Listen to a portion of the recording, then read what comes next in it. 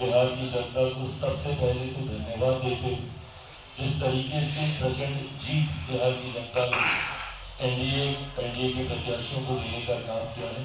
कोई भी मेरा पार्टी का नेता कार्यकर्ता बंद कमरे में एसी चलाकर बैठे और चर्चाएं करे, ये मुझे स्वीकार नहीं। जितनी मेहनत मैं कर रहा हूँ बस उतनी करूँ, ना मुझसे 1 मिनट ज्यादा करने की जरूरत है, पर मुझसे 1 मिनट कम कीजिएगा तो मुझे जरूर एतराज होगा। लोक जनशक्ति पार्टी रामविलास यानी चिराग पासवान की पार्टी विधानसभा में इस बार जीत के बाद से काफी जश्न मना रही है। चिराग पासवान की पार्टी से कल ही 2 मंत्रियों का शपथ हुआ है, संजय सिंह और संजय पासवान। और इसको लेकर के चिराग पासवान काफी खुश हैं। उन्होंने कहा कि जब पिता के जाने के बाद पूरी पार्टी की वागडोर मेरे हाथ में आई थी, तब 0 विधायक, 0 सांसद हमारे पास थे। और अब देखिए, जिस तरीके से हमने सड़कों पर जाकर लोगों की मदद की और लोगों ने जिस तरीके से हम पे भरोसा जताया है, उसके बाद से ये परिणाम आया। और अब देखिए, चिराग पासवान ने विधानसभा चुनाव के खत्म होने के बाद 3 नई घोषणाएं कर दी हैं। चिराग पासवान ने कहा है कि उनकी पार्टी की स्थापना इसी नवंबर में है, तो वो भव्य तरीके से मनाएंगे, जीत की खुशी भी उसी दिन मनाएंगे। इसके अलावा उन्होंने बिहार की जनता के बीच जाने का, बिहार में जिस तरीके से वो सड़कों पर घूमते रहे, जनता के बीच रहे, उसका ऐलान उन्होंने किया कि खरमास के बाद से बिहार की जनता के बीच जाएंगे और आने वाले 5 साल के लिए और मेहनत करेंगे। इसके अलावा दलित सेना के गठन को लेकर के भी चिराग पासवान ने एक बड़ा ऐलान किया है। जब हमने यानी न्यूजी की टीम ने चिराग पासवान से सवाल किया कि जो 2 मंत्री बने हैं, उनके विभाग कौन से होंगे? क्या कोई खास विभाग मांगने की डिमांड है आपकी? तो इस पर चिराग पासवान ने क्या कहा है, आप सुनिए। 2 मंत्री बने हैं, कोई मंत्री खास मंत्रिमंडल का डिमांड है कि दोनों मंत्रियों को ये दिया जाए?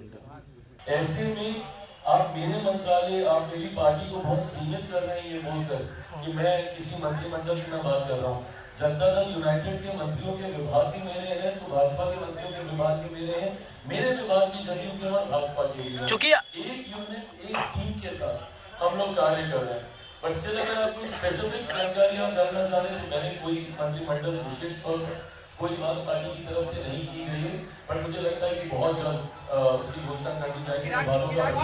आगामी 28 तारीख को भव्य तरीके से पार्टी का स्थापना दिवस, जहां पर एक बार फिर से मेरे नेता, मेरे पिता आदरणीय रामविलास पासवान जी के विचारों को आगे लेकर चलने के संकल्प को दोहराते हुए मेरी पार्टी का हर एक विधायक आगामी दिनों में हम लोग की क्या रणनीति रूपरेखा होगी, उस पर हम लोग चर्चा करने का हम लोग काम करेंगे। जैसा मैंने कहा कि जनता के साथ निरंतरता में जुड़े रहना जरूरी है।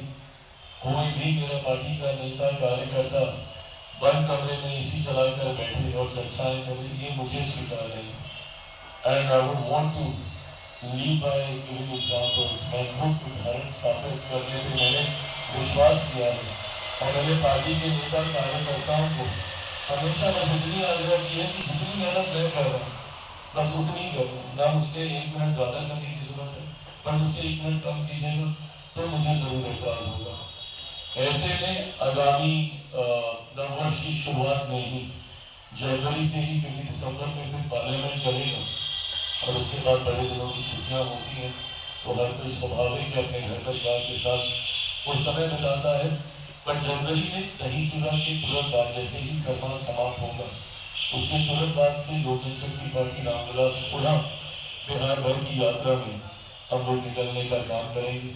बिहार की जनता को सबसे पहले तो धन्यवाद देते हुए, जिस तरीके से प्रचंड जीत बिहार की जनता ने एनडीए के प्रत्याशियों को देने का काम किया है, तो ये यात्रा दही चूड़ा के तुरंत बाद हम लोग शुरू करेंगे। और जहाँ पर एक बार फिर से जनता से संवाद साध कर आने वाले 5 सालों में अब इसको एकदम माइक्रो लेवल पर लेकर जाया जाएगा कि उनके इलाकों की छोटी छोटी समस्या, बिहार पर बिहारी बस में जरूर हम लोगों ने बड़ी चर्चाएं की, पर छोटी छोटी समस्या, पुल पुलिया की हो, नली नाले की हो, सड़क बनाने की हो, जो विधायकों के माध्यम से, प्रशासन की मदद से, तत्काल प्रभाव से जिसको हम लोग सुनिश्चित करा सकते हैं। ऑफकोर्स बड़े एजेंडा सरकार के रहे हैं, जिसका जिक्र हम लोगों ने संकल्प पत्र में किया है, और उस संकल्प पत्र में लोक जनशक्ति पार्टी रामविलास के बिहारी फर्स्ट का भी जिक्र है। उसमें कई एजेंडा हम लोग जोड़ेंगे, तो यकीनन वो बड़े विषय आने वाले 5 साल में तो जरूर धरातल पर उतरेंगे। 1 करोड़ रोजगार देने की बात की है, बिहार के हर एक जिले में उद्योग खोलने की हम लोगों ने बात की है, तो उन पर तो जरूर काम करेंगे। बट रोजमर्रा की जो दिक्कतें ग्रामीणों को झेलनी पड़ती है, जिस व्यवस्था में वो गांव देहात में रहते हैं, उसको कैसे तत्काल प्रभाव से दूर किया जा सके, इस दिशा में इस धन्यवाद यात्रा के माध्यम से हम लोग सुझाव इकट्ठा करेंगे, जल्द से जल्द उसके ऊपर कार्य करने का हम लोग प्रयास करेंगे। अंतिम घोषणा में एक महत्वपूर्ण जानकारी, जिसमें पार्टी के प्रमुख सदस्य कुछ समय से हम लोग कार्य कर रहे थे और लगभग उसमें एक अंतिम स्वरूप दिया जा चुका है।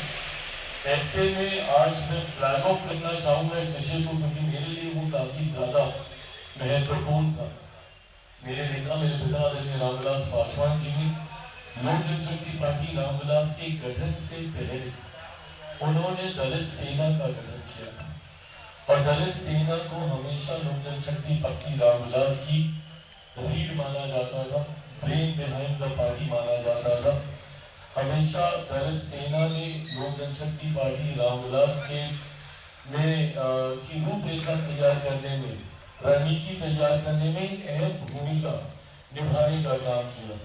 83 में दलित सेना का निर्माण किया गया था। आज भी मेरे पास वो तस्वीरें हैं जब मैं 7 वर्ष का हूँ और अपने पिता की गोद में हूँ जब उन्होंने इसकी स्थापना की थी। तो मुझे इस बात का जरूर था कि पार्टी के साथ साथ दलित सेना भी उन महत्वाकांक्षी लोगों के द्वारा छीन ली गई थी, जिन्होंने सिर्फ मेरे नेता के विचारों को ऊपर अपनी महत्वाकांक्षाओं को खड़ा करने की सोच के साथ पार्टी और दलित सेना को हड़पने का काम किया था। आज मुझे खुशी है कि जहां लोक जनशक्ति पार्टी रामविलास की एक स्वतंत्र पहचान और पुनः मेरे नेता जिन ऊंचाइयों पर पार्टी को देखना चाहते थे, उसकी सीढ़ी चढ़ने की शुरुआत कर दी है।